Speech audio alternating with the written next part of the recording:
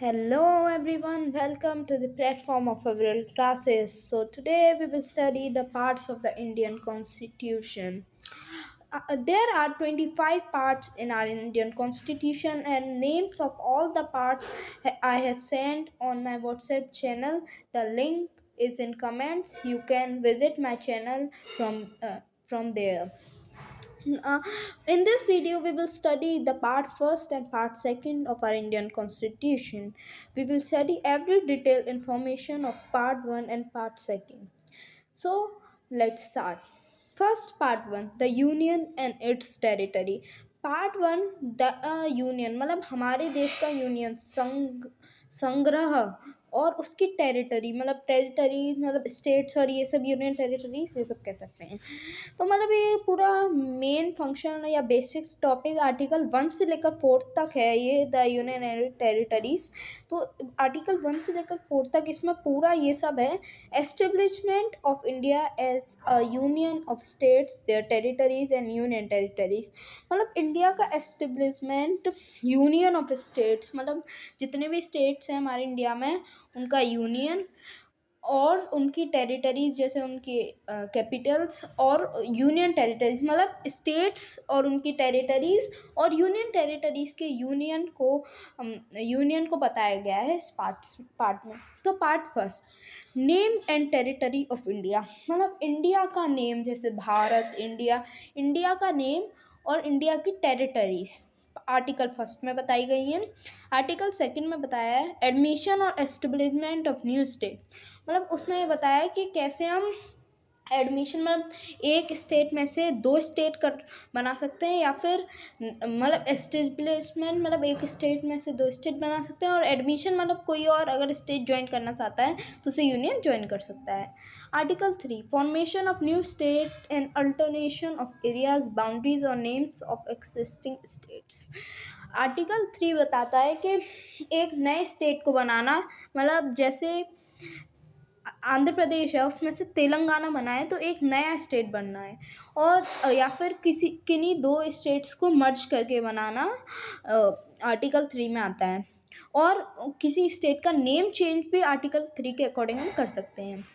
Article 4, laws made under Article 2 and Article 3 to provide for amendment of the first and fourth schedules and supplemental, incidental and consequential matters।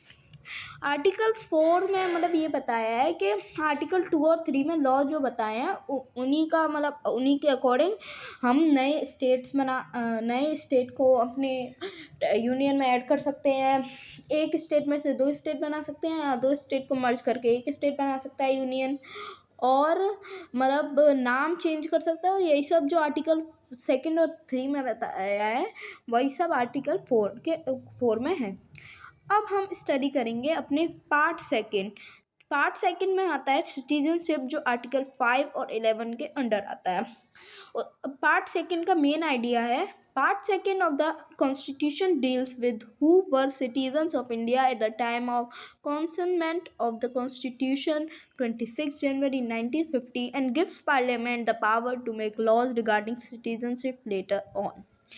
Part second मतलब Indian constitution का deal करता है कि कौन थे India के citizens जब हमारा जो कॉन्स्टिट्यूशन हुआ था वो इन फोर्स आया था स्टार्ट हुआ था 26 जनवरी 1950 में और पार्लियामेंट को पावर देता है लॉ बनाने के लिए रिगार्डिंग सिटीजनशिप बाद में कभी लॉ बनाना है तो उसके लिए पावर देता है।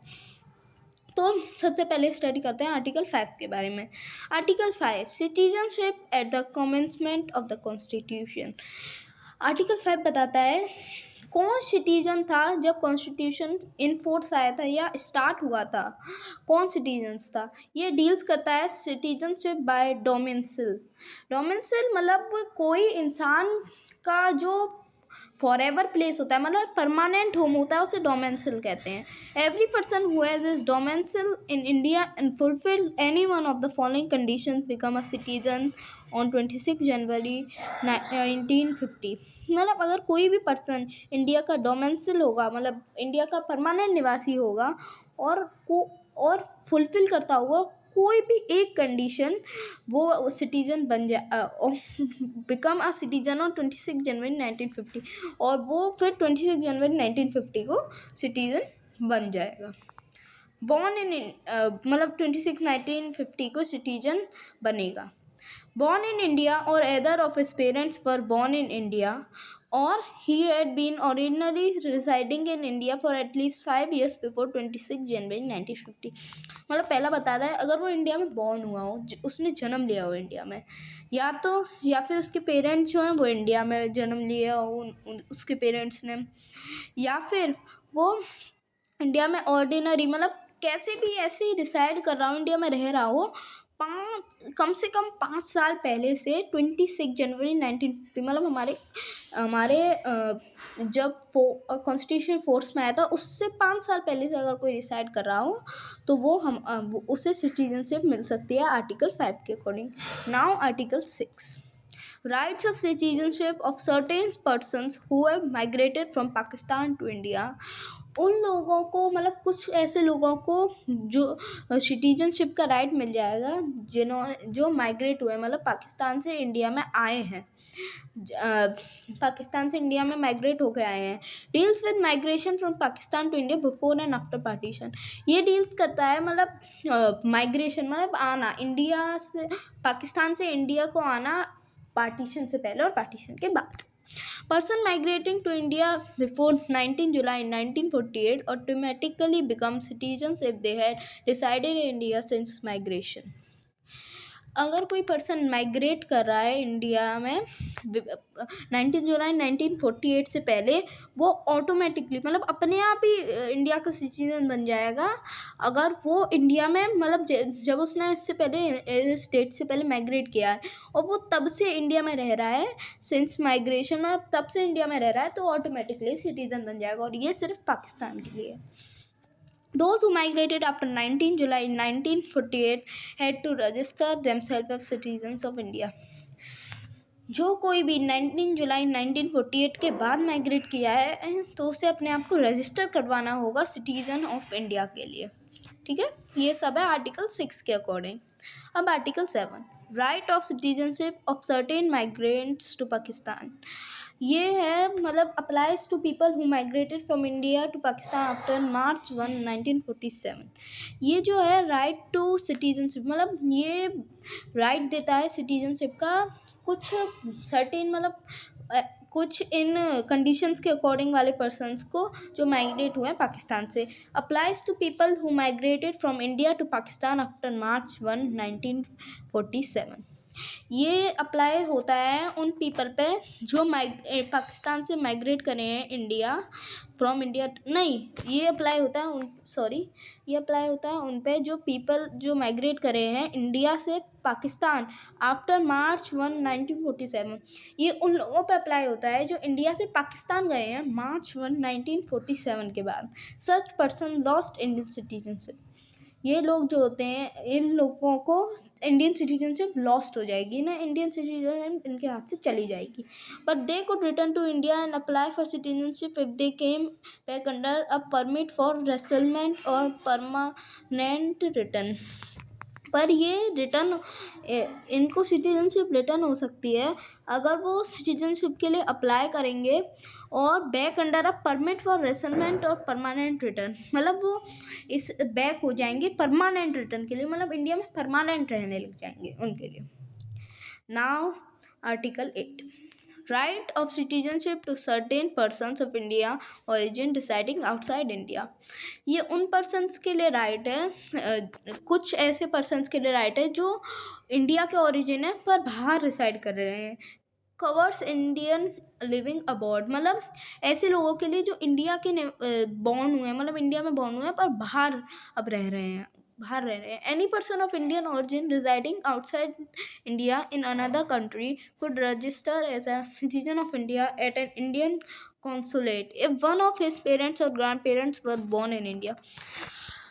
अगर कोई पर्सन इंडियन origin का बाहर रह रहा है इंडिया के, वो रजिस्टर करा सकता है इंडिया के सिटीजनशिप के लिए और इंडिया का सिटीजन बनने के लिए एट एन इंडियन कॉन्सुलेट, मतलब एक इंडियन कॉन्सुलेट होता है, उस पर रजिस्टर करा सकता है। और अगर उसके कोई पेरेंट्स, उसका कोई भी एक पेरेंट्स या कोई भी एक ग्रैंड पेरेंट जो है वो इंडिया में बॉर्न हुआ है तो ही। अब ये सब था आर्टिकल 8 में, मतलब ये आर्टिकल 8 यही बताता है कि अगर कोई बाहर का है, वो इंडियन ऑरिजिन है, तो वो उसे अपने दोबारा से इंडिया का सिटीज़न बनना है तो एक इंडियन कॉन्सुलेट में जाके अपने आप को इंडिया का सिटीज़न रजिस्टर करवा सकता है, तभी अगर उसके एक पेरेंट्स या एक ग्रैंड पेरेंट्स इंडिया में बॉर्न हुए हैं। Article 9, persons voluntary acquiring citizenship of a foreign state.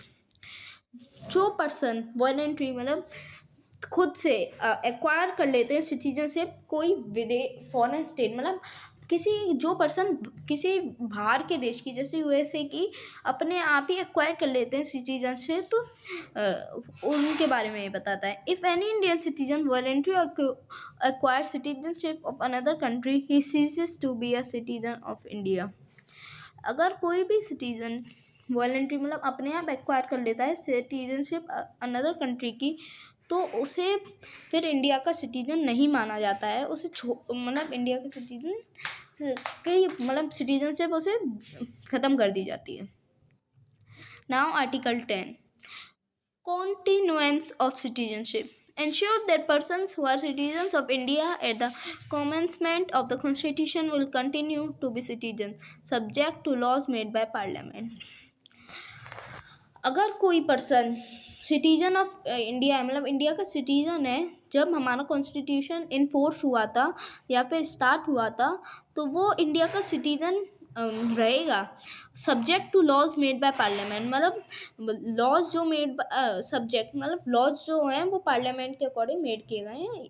इनके तहत ये है कि जो भी पर्सन है इंडिया वो कॉन्स्टिट्यूशन के स्टार्टिंग में था, वो अभी भी सिटीजन रहेगा।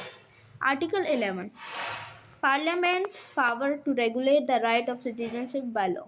आर्टिकल 11 जो है वो पार्लियामेंट को power gives parliament the authority to make laws on matters such as citizenship, such as acquisition, termination and renunciation and another related issue. मतलब जो आर्टिकल 11 है वो पार्लियामेंट को अथॉरिटी देता है लॉ बनाने पे इन मैटर्स पे। एक्विजिशन मतलब किसी पर्सन के पास उसकी सिटीजनशिप है।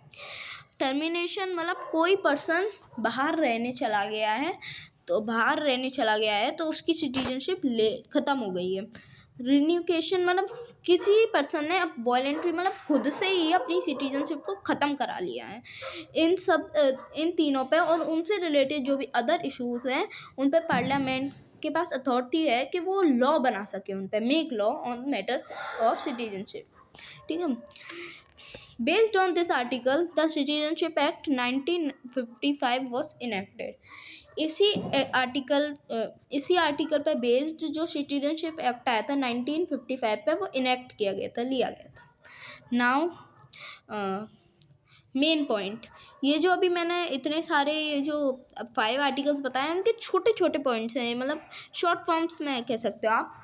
Citizenship at the commencement of citizenship bye domicile, मतलब ये सब बताया जी। जो सिटीजनशिप है, citizenship at the commencement starting citizenship by domicile, मतलब ये बताता है कि सिटीजनशिप जब हमारा कॉन्स्टिट्यूशन स्टार्ट हुआ था और citizenship by permanent residence domicile. यही सब ये मतलब ये जितने भी आर्टिकल्स हैं ये उनके बारे में मतलब बताता है। ठीक है, ये सब इन सब के शॉर्ट फॉर्म है। आप चाहें तो इसकी स्क्रीनशॉट ले सकते हैं, ले ली? ठीक है। Thank you everyone for joining with us.